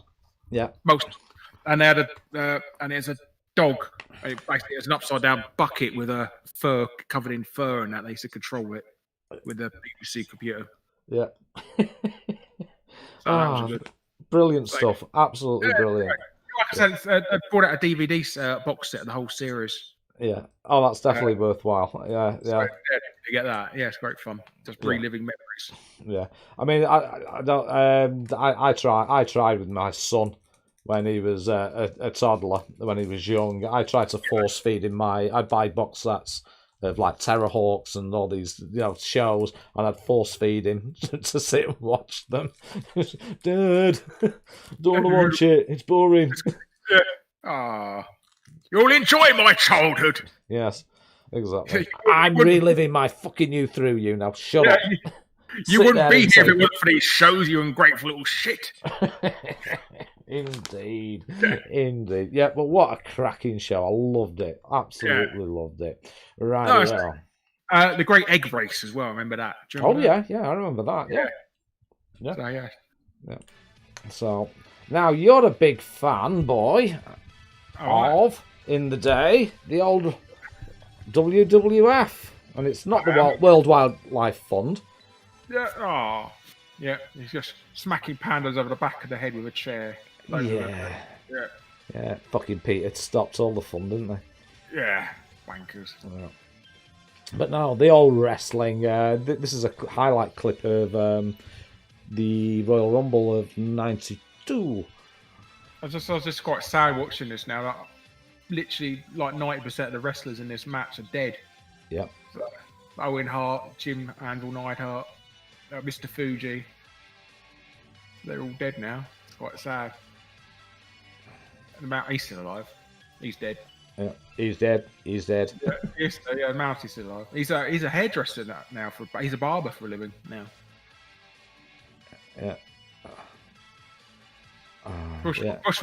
I think the Bushwhackers are still alive. Crush is dead. Yeah. No, it's I've got to ask. Did you think it was real? I think so. I think it's a bit over the top on that, but I always remember talking to everybody at school when Shawn Michaels kicked Marty Jannetty through a window, and I thought, yeah, everybody was talking about that if it was real. But yeah, Earthquake dead. John Tenter, he's dead. Yeah. Animal and Hawk, they're both dead now. You know, that chair's dead. Oh, British Bulldog. Yeah, he's dead. Ted DiBiase's still alive. He's a minister now. Yeah. Ric Flair, obviously. He's still alive, yeah. He won't. Knobs and Sags, I think they're still around. Haku, he might be. I don't know about him. Shawn Michaels still alive, obviously. Yeah. Tito Santana. Texas Hurricane. Yeah, the Hurricane. He's dead. Repo Man, I think he's still alive. Big Boss Man, he's dead. Fucking hell. Yeah. Jake Snake's alive. Yeah, so fucking. So I think what we can learn is don't take up wrestling because you die. Yeah, well, they all die when they're 40, don't they? That's a terrible thing because none of them save their money on medical bills. They didn't think about that. They spent all on drugs and alcohol and living a fast life and that, so they had no money by the time they got hit 40. Yeah. Although, yeah, they dropped dead because American health professional. Hulk Hogan's still alive, unfortunately. But... Skinner. So go on, man. Which one was your favourite? Ultimate Warrior. I mean, me too. Me too. I mean, he was a complete fucking nutbag racist now. I mean, in his later years, but you know, he was idolized. He was like a real life lion, wasn't he? Yeah, he was absolutely. And now 100% with you on that. I used to love it. Now, cause of the dead. Most of my heart attacks. Most of my heart attacks. Yeah. Oh, fucking hell! Stop it, you stupid machine. I keep forgetting to switch the adverts off, and it replays them. Yeah, Ultimate Warrior for me was, he was my favourite. I hated Hogan because he's so got all, whole America's so good now. It comes across as obnoxious when you're not American. Eat your firebrands and say your prayers, brother. And stuff like that. And Sue Gorka, brother. And shit like that. Yeah, your Warrior died. Yeah, that's probably the most upset I've ever had about a wrestler dying was Ultimate Warrior passing away. Yeah. I was quite sad about Big Boss Man dying because he was one of my favourites as well. But yeah, Ultimate Warrior, I was really cut up about it, and I've never been cut up about a celebrity dying before. Yeah. No, I understand because it's like it is part, especially if it's your favourite. It's really part of your. It was my favourite, yeah. It's part of your history. It is. It's like somebody saying, right, we're taking that piece away from you. Exactly, yeah. And like I said, he was like a real life sort of Thundercat, stuff like that. Yeah, absolutely belting. Yeah, no, I know. I would say I used to love the music, the walk-on music as well. Oh yeah. He was great. And he's like so over the top of that. He used to run in. He must have knackered himself out, running straight to the ring, shaking the ropes and that, climbing up, jumping up and down and that. He must have been half asleep, half knackered by the time the match started, doing all that shit. Yeah. Mr. Perfect. Yeah, I love Mr. Perfect as well. Kurt Hennig. Oh yeah. I used to like Jake the Snake. Jake the Snake. He was great. Bringing his snake to the ring and everybody was scared of it, even though it was a constrictor and couldn't bite anyone. Yeah, and it was probably drugged up to the eyeballs. Yeah, it was half asleep, and because you kept it in a dark bag and that, so it's asleep. So half the time. Yeah. Now we can't go without talking about your own TV appearances on various shows, and this being one that you chose, Games World. Yeah, well, I meant the early Games World. I'm not really that narcissistic, but yeah, But the games worlds I wanted to be on, this was like the 4th series and that, but we got sort of pseudo rebooted. I finally got onto the show after years of auditioning. Yeah, yeah. And you did struggle getting on the show, I believe, yeah? Yes, I auditioned at least twice before and failed. But then again, there's just the generic things. I always, obviously, they're asking you for interesting questions and stuff like that to ask you on the show, and I always said boring stuff like, well, what do you want to be when you grow up? Or I want to be a games designer. Oh, well, nobody's answered that question before. Yeah. So I didn't. So basically, I never, obviously, I didn't know what career I'd ended up with in the end, or you doing, a platform that didn't exist for another 20 years. So that was a surprise. Yeah. Obviously, how did you feel now? Is it literally a lifetime ago now for you? Or... It's weird. I don't even look like that anymore now, so it just looks like a different person to me. So that's the weirdest thing. I don't recognise myself anymore. Yeah. So is it weird, like seeing that and think, oh God, that's me? Yeah. It is. I do cringe a little bit how much over the top I was as well. I was hoping I'd get called back and that if they ever done another series. Yeah. Stuff like that. So I was over the top. But, yeah. A lot of people wrote to me and go, oh, they put 2 and 2 together who I was on there and who I am now. So people do remember the episode I was on. Yeah. And obviously, it's you look like you're in pain there, mate. Well, was there any happy times, happy memories linked to it? No, well, it's this. I made friends there. One that the girl contestant on there, I actually friends with her on Facebook now as well. Yeah. Is she single? She just got married. But yeah, no. Yeah. She said she'd wait. Yeah. Well, I did. Just total coincidence. I come across her in the comments on YouTube and stuff like that, and so we become friends again. And another show I was on, Head to Head, I become friends with a contestant on there on Facebook. Was Dave Perry a knob back then? No, he was quite a nice bloke. Yeah. He's a very Marmite person, I do know that. But he was very polite and that. I got good friends with him and that. I still speak to him. Right. We're still friends on Facebook. Oh, superb! Yeah. Because he tried to make a comeback, didn't he? Recently. Oh, Game Animal TV. Yeah. That didn't go down too well. Bikini babes. Up and down. So I didn't realise.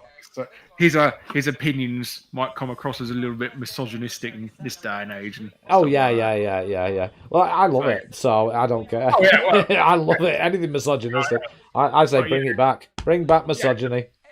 All the snowflakes and stuff like that. Yeah. Bring it back. You can't have that. Yeah. But he's very old-fashioned in that. He don't give a fuck. He don't give a shit. He don't.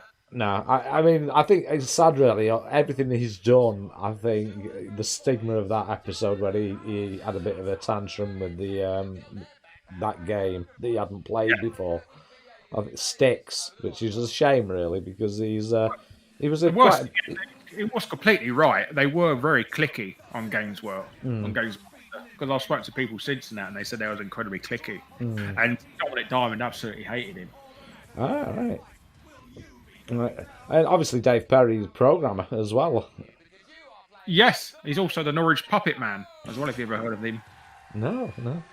Oh, okay. Yeah, look up Norwich Puppet Man or Great Yarmouth Puppet Man. There's this bloke who stands up in the street with a puppet going like that. And he does it every day while listening to a boombox. Look up Norwich Puppet Man. Oh, fantastic. Yeah, I'll have to check that out. Definitely have to check that out, yeah. And he's Dave Perry in real life. So... Yeah, I mean, he sounds like a character. I'd love to meet him. It's like local nutters you get. Yeah. So, but yeah, he's been doing it for like 30, 40 years, and that, so he's like a staple. And that, I think they want to erect a statue of him if anything ever happens to him. He's so loved. Yeah. Oh, superb. Yeah, I didn't know that. That's excellent stuff. Right. So obviously your career took a sleep. As you said, because the retro scene was didn't come back. Yeah, well, I mean, I I didn't do any TV stuff until I got onto games. What was it called? It's Game Network. Game Network. I was asking for people to do a live, present a live phone-in show where people ask for cheats on TV and stuff like that. Yeah. I applied for that, and it turned out I was the only one who applied for it. That's how I got the job. Actually, my mate applied for it as well, but he had to turn it down because he had college. Oh. So I got his job then. Fuck off. Happy days. I got him a job there years later. I got him a couple of months later when he did have time in that. So I did get him a job there. But I was quite popular on there, and that's a lot of people remember me from that.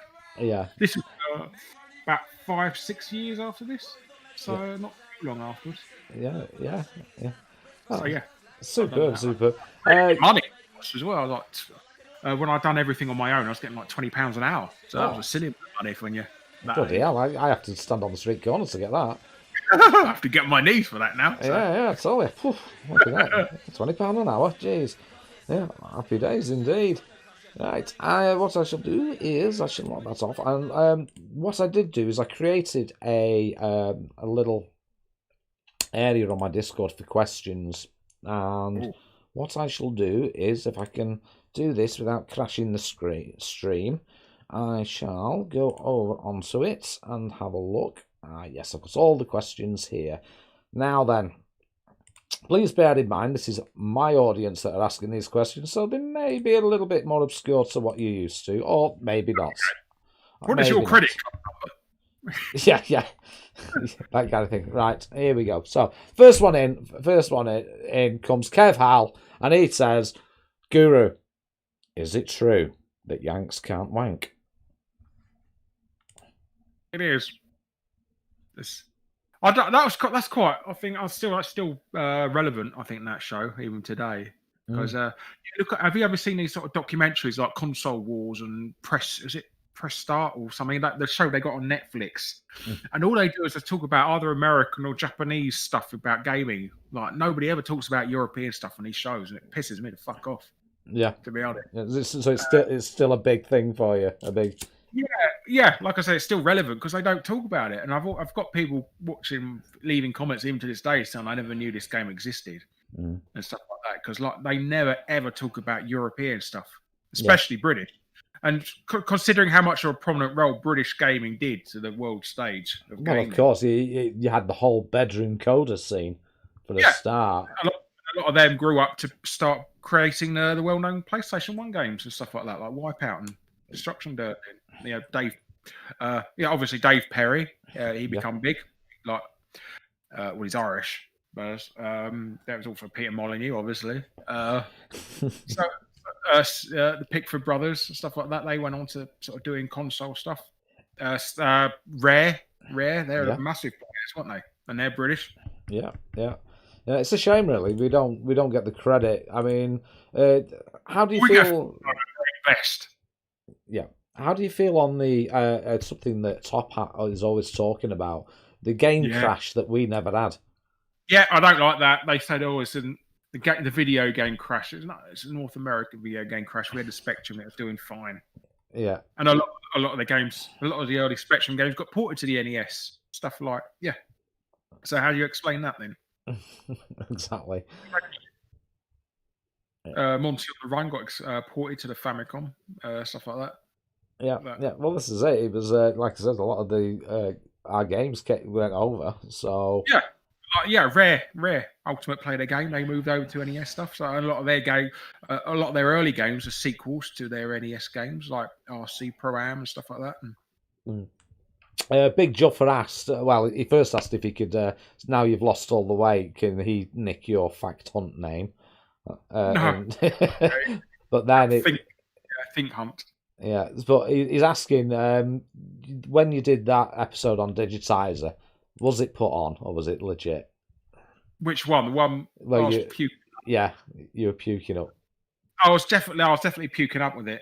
I did know it was going to make me puke up and that, and I did smell it more than I would have for the cameras, so that I did oversell it a bit, but it was genuine. Yeah. And I couldn't get rid of that smell for weeks. I went on holiday a week later, and the smell was still stuck in my nostrils. I washed my hands and face over and over, and I couldn't get it out. I had to get a razor blade and just literally shave my nasal hairs off to get rid of the fucking smell because they're stuck on the hairs. Oh my god! Yeah. So I get to a razor blade sticking up my nose to get rid of the nasal hairs. Oh dear me! Oh dear me! Not going to be popular with the ladies then. The smell of prawns does that. Oh yeah! And I had a nosebleed that day as well. So basically regurgitating all the bodily fluids. Oh, lovely. Yes. There's the image for you, folks. So there you go, Big Juffy. No, it wasn't. It was exaggerated, but still there. It was true. Yeah, I mean, it was genuine. You couldn't fake those sort of smell. Yeah. Those things. Right, next question's from Brian. He says, where does he get the flamboyant Hawaiian shirts from? His life is lacking flair. Amazon. There you go. Amazon. Well, like in the early days, I'd say Amazon's the only place you get it. I had to get it from Amazon America because I was an 11XL in those days. So I had to get them from America. Now I'm down to a medium. So I just get my regular UK Amazon. There we go. So yes, Brian, if you wish to have the flair of Guru Larry, go to Amazon and get your Hawaiian shirts. Yeah, or eBay. Yeah, whatever's cheap. or eBay. Yeah, definitely. Now then, now Classic Fan asks, let's have a look. What's the highlight of your gaming journey? Obviously excluding playing Street Fighter against the man in his underpants. Oh, I don't know. Coming on this podcast. Oh, there we go. Coming on my show. There we go. I honestly don't know. There's been loads of highlights and stuff like that. I think getting a job on television to talk about games was nice. Getting paid to talk about games. Yeah. I can see that. Obviously, what was the lowest? What was your lowest point? I don't know. It's all I want to do artwork and that. Just writing to everybody, just asking if you want anyone, and getting ignored most of the time. Or the very polite, we'll keep you on file, which is a polite way of telling you to piss off. Dear John letters, yeah, the Dear John letters, yeah. So don't write to us anymore. We'll keep you on. So that was quite disheartening that you just keep trying and nobody would listen to you and stuff like that. Yeah, it is disheartening. No, I can completely understand that. Even in like general, like if you were looking for a job, etc., and you're like, it does get disheartening after a while, and that. Yeah. You're really putting all your effort into doing it as well, and enthusiasm and that, so it's quite energy draining as well. Yeah, of course it is. Yeah. No, I completely understand. Now, Andrea said, "Don't think." Let's have a look. Ask him about your book. You obviously have a book, Fact Hunt, and what facts made you go, "Wow, I never knew that." There was a couple of really messed up ones. Do you know the game Ivan Man Stewart Super Off-Road Racing? Mm-hmm. They released it on the Super Nintendo, but they got rid of all of his name in that, so it was just Super Off-Road. But they dedicated it to a guy called Tommy something or other, and he was a car driver like him who'd been murdered the year before. Wow. And so they put him in the game. They'd done it completely without his family's permission, and then gave all the royalties to Ivan Stewart's anyway. Oh, bloody hell. Yeah, so, that's a bad one. So a murdered race car driver they put in there. Yeah. Obviously, Retro and Limb Steve has asked, can you do your Hawking impression? Hello, this is me, Kieran. Today I'm here to talk about the Atari. You'll find the Atari came out in 1872 with Halo 2 and Super Mario Brothers. Do not call me a liar, because I changed Wikipedia to say I was correct. Thank you. Overbug is my best friend in the world. And if you don't know, the backstory of all that. Now, if you excuse me, I need to make up some sock puppets to harass Octavius with. Thank you. I love it. Yeah. How many? Right, here we go. Anna. Now, Anna is a legend. Anna is a legend in our chat. And she wants to know how many of your electronics, so equipment, etc., have you attempted to cut bacon with? Just that one. That was the ZX Spectrum was so terribly made. Literally, even pressing the buttons can draw blood in your fingers. That's how badly it made was. Also, they painted it with nail varnish. The red buttons were covered in nail varnish. That's how they painted it. So, terrible. Yeah. Cindy on the production line doing the nails. One there. It's terrible. It's the only machine I've ever heard in history where you can brick it by just letting the battery run down on it. If the battery runs too low, it's bricks. Or if you got and that counts. You have to turn the volume down, right down, if it's feeling low on battery because of the volume. Having the volume too loud will brick it as well. So this is trying to install ROMs in the game will brick it. So it's literally is a terrible thing. Yeah. I had some angry people comments on there saying, "Oh, he was upset that I had one and they didn't, even though they backed it on Kickstarter." And I said, "Well, I bought mine on eBay for like 3 times the price. It's not my fault." Yeah. I got it from some scalper. So.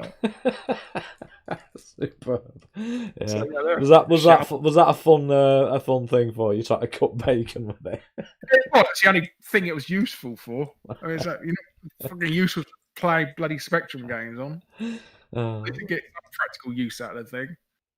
That and probably throwing at somebody, an enemy. It's actually bad note in gaming history. That's why I wanted it. Nobody gives a shit about it now. Well, this is it. But it'll be worth an absolute fucking fortune down the line. You know it will. I mean, there's always a dream that's worth that. I think Jim Bagley's pretty much erased it from history from bringing out that Spectrum Next. Yeah, it was impressive, isn't it? Yeah. I met Jim a couple of times, and he's the retro Rasputin. Yeah. Oh, what a lovely bloke. Yeah. I was walking. I was at Play Blackpool, and he was sat at the desk, and they were having a meeting at this table. Just in the Norbreck.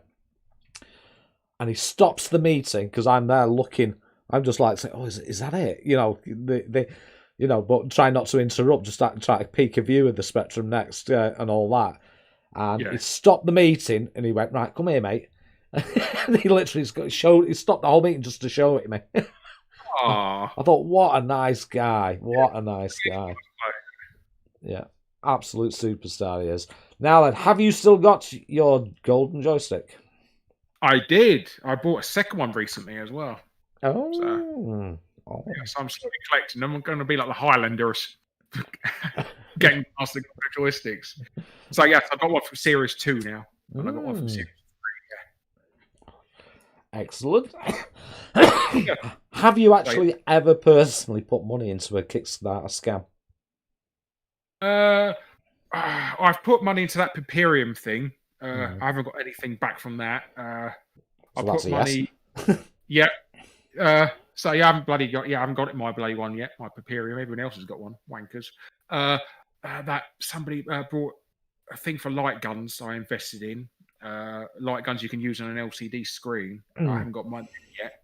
But I think it's because I asked for the recoil ones. That's why they haven't got them to me yet. But I'll look up on that. The only other Kickstarter I backed was the little arcade machine for Dragon's Lair. Oh, which come through fine, Yeah. Oh, brilliant. Yeah, it's a lovely little machine, that. Yeah, I backed that because I knew it would 100% come through because they're a trustworthy company that Replicade. Yeah. So yeah. Oh, and I also backed the Polybius machine one as well, but I haven't got that yet. Yeah, that'll be good. Technic is asking, on average, how long does it take you to put together a Facton video? It depends on the source of information. The very first episode, the Games You Never Knew Had Sequels, I sat on that for about 10 years. And it was supposed to be like a Games Yanks Can't Wank video originally. But yeah, some of them come through really quickly, like 5-10 minutes. I found all the information for it. Some of them are a little bit reluctant to make. I'm always scared of it. I did have a script ready for video games endorsed by paedophiles. I did have that as a script once. Yeah, you should do it, mate. Yeah. I just get wankers on bloody snowflakes, bloody demonetizing my videos and stuff. And I've also got one ready, which probably will be demonetized. Is real life murder victims discovered in video games. Wow. So yeah, and one of them's James Bulger as well. They got James Bulger video game. No way. Yeah, disgusting. Yeah. Oh, and they patched him out the British version of the game, but not the American one because they said, "Oh, nobody knows who he is in America, so it's we'll leave him in." Yeah, no. Well, it's not. It's a fucking principle, mate. It's not if you don't know who he is or not. So it's disgusting. It was the Law and Order 2. You know, it's just one of them PC games that you find in a Tesco bargain bin, stuff like that. Fucking hell. Yeah, I think it's disgusting. I think it's absolutely disgusting. They refused to patch him out because they didn't heard of him. Yeah, that's ridiculous. Yeah. Let's have a look. Sam M. Oh, a good friend of mine, General Sam. He says, have you ever created a video that to this day you dislike it with a passion? And why? I think a lot of the early ones I don't enjoy as much. My voice has changed. I sound a lot more sort of cockney in the early videos for some reason. And also, with everyone, as they age with making videos and that, you can hear a lot more confidence appearing in their voice as well. So, yeah, so stuff like that. Yeah, like I said, it's like everyone says, there's the early stuff. A lot of the early videos, I think I digress quite a bit. I wish I could get more to the point. So I talk, digressing about other stuff and things like that, which I get more to the point. Also, I don't enjoy voicing stuff. I'd rather get to the point straight away, so it's less voicing stuff to do. Yeah. So that's it, really. Yeah. Well, like I said, I mean, I have offered if you're struggling with anything, you know, I mean, I'll put it out there to everybody. I always do. I'm more than happy to help out with anything you need. Oh, thank you very much. You know, more than happy. More than happy to. Now then, there we go, sir. That is the end of your retro recollection. Oh, FC Den Haag 2 says, "What's my favourite modern games?" Okay, yeah, go for it. I don't know. Just anything modern. I mean, at the moment I'm playing Cyberpunk, and I'm also playing a game called Generation Zero with some friends, which is like a robot apocalypse in the 80s, it's all right. It's all right. But yeah, I'm playing that, but I'm not really I'm not playing many modern games at the moment, really. So not my favourite. Like I said, I just say Half-Life 2 again, if that counts as modern anymore, even though it's like 12 years old now. Yeah. FC Den Haag, there's a link in my description of this stream to Larry's channel. Yes. Or it's youtube.com/Larry, if you just type in that. Yeah. Or just type in Larry Bundy, you'll find it in the search. Yeah, you'll find it, mate. Yeah. Let's have a look. I can't see anything in there that anybody are. Yeah. Everybody's happy. Everybody's happy. DVD and Filmbloke agree with his early videos. He does. I mean, I delete my videos, but the only reason I keep them up is because they can still make money. That's why. Yeah. Right now, as a amateur YouTuber who really, I don't give a shit about monetization because I don't like the restrictions it puts me under. Do you make a decent money out of your vids? Yeah, it's definitely enough to sort of keep me by. At the moment, it's terrible. The money is absolutely terrible. First 3 months of the year, the money goes like that. It's absolutely shit. That's why I've not really put any videos up in January because it's just not worth it. I would literally, like the month before, I'd make 10 times as much for the same amount of views. Wow. Because nobody puts on it. Yeah. So I mean, obviously you're a full-time streamer as such, YouTuber. As such, how do you find the balance, if you wish, between actually getting away from the screen and doing it? Well, obviously. Lockdown, I haven't got much choice but to stick myself in front of a screen to get away from the shit in the world at the moment. So, so yeah, it's basically more of a therapy to get away from misery of real life. So at the moment, yeah. So yeah, that's what I do. Yeah, I mean, but yeah, like I said, that's why I lost weight and that to sort my life out and sort of get out there in the world and that and meet friends and stuff like that. I bought a car at the beginning of last year and wanted to learn driving and that, but all the driving lessons were cancelled because of the pandemic lockdown. Yeah. It is. I mean, it is a hard time for everybody. Even though myself, I'm a frontline care worker, and it's I'm never home. I'm never home. I'm absolutely never home. And it's. I mean, I know Steve's got silly hours that he has to do. But if there was one game character out of you could shag, who would it be? I don't know. I think Lara Croft would be the obvious one if that's too cliched. Yeah. Yeah. So no, you're not fancy a bit of maybe Princess Daisy? No. Oh, she's too prim, isn't she? Well, exactly. They usually dirty them, aren't they? Yeah, she's into giant lizards anyhow. So I'm midget Italian, so I've got no chance. So yeah, there we go. So that's the end of it. Obviously, the links to Larry's channel is in description. If you're not subscribed to him, you've got a mental problem. Please do. I don't have to push his channel. You can if you want, though. But I will do. Love. Oh, there we go. So Steve W, who's a fledgling YouTuber, is checking out your channel now. Yeah. Thank you, Steve. Yeah, he's a fledgling YouTuber. He does hardware repairs. Ooh. So good man to know. And yeah, thank you everybody for joining into this stream, and thank you so much, Larry, for coming on. I really appreciate it, and it's really nice for my small community to have access to you. Ah, well, if you ever want me on again, if I offended everybody like last time or something. Oh yeah, offend away, mate. I don't give a shit. No, it's been a pleasure. It really is. The Amstrad community is really cool. It really is. We really look after each other, and you need to come back to the Amstrad. Oh yes, definitely yes. I've got a CPC Plus over there. That's all connected. Yeah, 4 Plus. Yeah, I had a 6128 Plus, it all covered in dirt and that, and I thought it'd be a good idea to clean it by taking it off and putting it in the dishwasher. Oh yeah, that didn't work, I assume. No, well, it got it clean. It got it clean, but it sort of mangled the tape deck on it. Oh. I was a 44 Plus, yeah. It warps it for the heat of the dishwasher and stuff like that. So. You had the heat on, yeah. Yeah, well, it fits now. It's all right. Sort of pushed it back into place, and now it's fine now. But yeah. Yeah. Will we ever see an Amstrad video from you? Oh, definitely. Yeah, at some point. I'll have to think of what.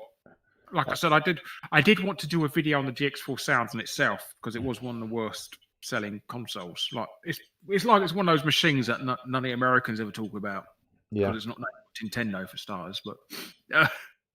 Yeah, no, so, we like because I mean I'm when I get Top Hat on, I'm gonna press. I mean, he has just done a video on why the Amstrad's better than the NES. Yeah, I saw that. So yeah, you got angry people in the comments, didn't they? Because it's been posting them on Twitter. Yeah, so that'll be So love to have you back in the community, and don't be a stranger. Don't be a stranger, mate. And anything you need, myself, Zypho, Novabug, I can speak for them all. And anybody in the Retro and Limb crew, we're there for you, mate. Anything you need. Yeah, Stephen. Speak to Stephen a lot. So. Yeah. And he's got access to us all. I chat to Steve all the time. Nice. Yeah. So please, don't be afraid to ask. You won't be rejected by us lot. Oh, bless you. Thank you very much. Yeah. Now then, it's time to pass over to Mikey Smith, guys. So if Pete, if you can do the honours Mikey Smith is currently on Twitch streaming. He'll be doing his...